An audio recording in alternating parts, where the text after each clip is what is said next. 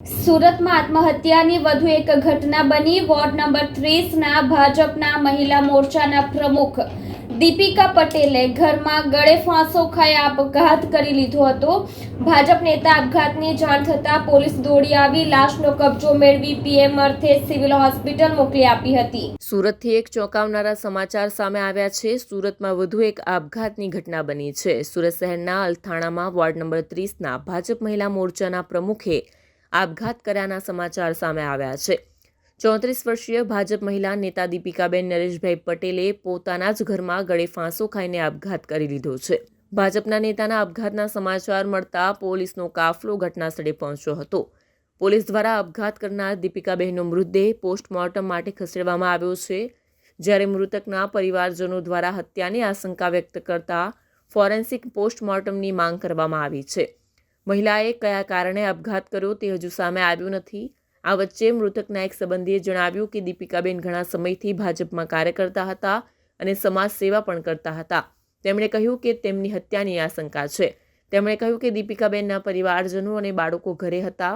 તેમણે કહ્યું કે મૃતક મહિલાના પતિ ખેતરે હતા, જ્યારે તેમના રૂમમાં સચિન વિસ્તારના કોર્પોરેટર ચિરાગભાઈ અને કોઈ આકાશભાઈ કરીને હતા।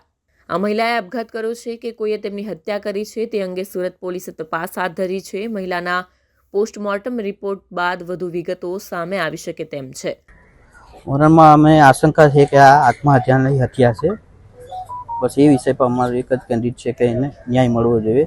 તો આ કઈ રીતની ઘટના છે? ઘટનામાં એવું હતું કે એમના રૂમમાં ફક્ત કોઈ ચિરાગભાઈ છે એ હતા, આકાશભાઈ હતા, એમના હસબન્ડ તો ખેતર હતા, બરાબર। તો ચિરાગભાઈ કોણ? ચિરાગભાઈ કોર્પોરેટર છે।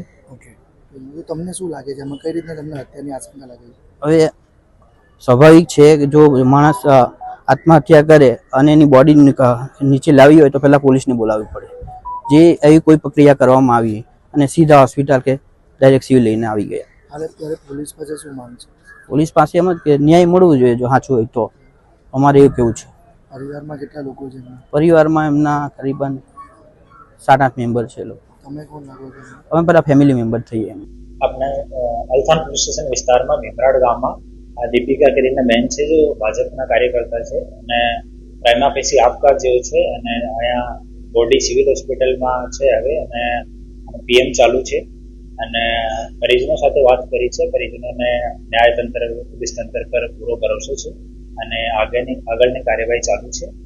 जब सुसाइड अटेम्प्ट बहन ने किया वहाँ पे घर पे, तो उस टाइम पे उनका घर वाले कोई भी नहीं थे एंड हस्बैंड खेतर में आता और दूसरे एक कॉर्पोरेटर हैं चिराग करके, वो उनको फ़ोन करके बुलाया था तो वो वहाँ पहुँचे और उन्होंने बॉडी को यहाँ सिविल हॉस्पिटल में लेके यहाँ पे आए और बाद में पुलिस को इन्फॉर्म किया। तो अभी हम पीएम करवा रहे हैं, उसके बाद में जितने भी तथ्य हैं सारी चीज़ों की जांच की जाएगी। साथ में हम गांव की सीसीटीवी भी चेक करवा रहे हैं, तो एकदम निष्पक्ष रूप से इसकी जांच की जाएगी। परिवार का क्या है? नहीं, परिवार का बहन के पति से मैंने बात की है तो उनका किसी तरह का आक्षेप नहीं है।